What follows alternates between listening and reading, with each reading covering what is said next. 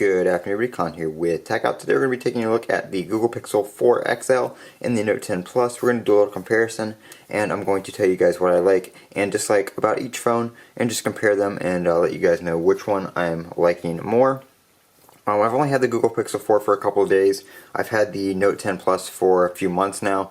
And one thing I'm liking about the Pixel 4 is, one, the fact that I can run the Android betas on it. I really enjoy doing that kind of stuff and testing new features and all that kind of stuff. Excuse the case here, it is really smudged up and has some stuff on it just from being in my pocket all day long. But the Pixel 4 screen size reminds me of the iPhone 10 and like the smaller 5.8 inch iPhones. That's what this form factor reminds me of. This screen is actually 6.3 inches. But just coming from a 10s Max and a 11 Pro Max and the giant screen on the Note 10 Plus, this screen right here just feels, very small in comparison to that. Not in a bad way. If you're not used to a large phone like this, or if you prefer a smaller screen size, then absolutely nothing wrong with the Pixel 4 XL. But I have no idea how I would be able to deal with just a regular size Pixel 4. Way too small for me. Would definitely not be able to do that, so I'm glad I went with this screen size. Talking about the phone by itself, I haven't had any issues with software on the beta or anything like that. The hardware's been performing great. Battery life has been okay. I would say that the iPhone 11 Pro Max is my winner for battery life. That thing can go, if I'm at work all day, that can go like 2 days without a charge. This one is about 10 to 15%, maybe 20% at the end of the day when I go to bed around 10, 11 o'clock. So this one definitely needs to be plugged in when you're going to bed. This one really just depends on how much I'm using it. I mean, they both do, but this one right here can be anywhere from 40 to 20%, but I don't ever think I've gotten really a low battery warning on the Note. But like I said, the iPhone can finish the day at like 60% if I'm at work, and like I can be at work with these, but the standby drain on these two phones is definitely a lot worse than on the iPhone. So iOS does a lot better at optimizing the standby drain and that kind of stuff.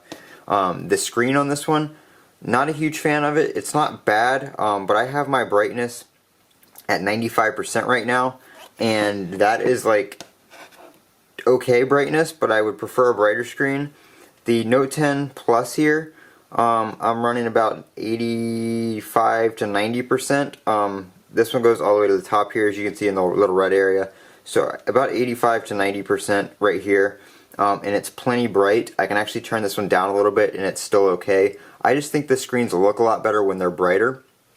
The one advantage the Pixel screen has is that it does go between the 60 and 90 Hertz, I believe it is. Yeah, 60 to 90 Hertz. This one does not go up to 90 Hertz right here. So the Pixel is a lot smoother under certain conditions, but that is something that turns on and off by itself.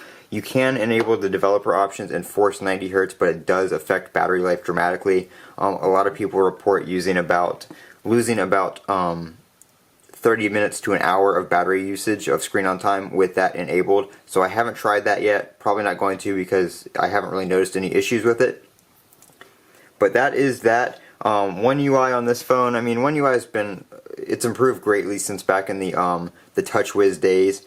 It's very good, but I definitely do prefer the stock Android, especially when you're talking about things like the quick toggles and all that kind of stuff, your notifications. I just prefer the way they work on stock Android over what One UI does to them. But I'm going to be using both of these phones. I'm going to actually be keeping both of these, at least for a while. I'm going to be doing the betas on the Pixel for Android 11, so look forward to those videos. Make sure you're subscribed for that. If Samsung does something for betas, I'll be doing those on the Note 10. So look out for that. Right now they haven't announced anything. Samsung's always pretty late to the game with updates and stuff like that, but they've gotten a lot better, so hopefully we'll see some Android 10 stuff and some One UI 3.0 stuff on the Note 10 Plus before it's actually released to the public. I'm Colin with Techout. Don't forget to comment, rate, and subscribe. If you have any questions, leave them down below. And as always, have a great day.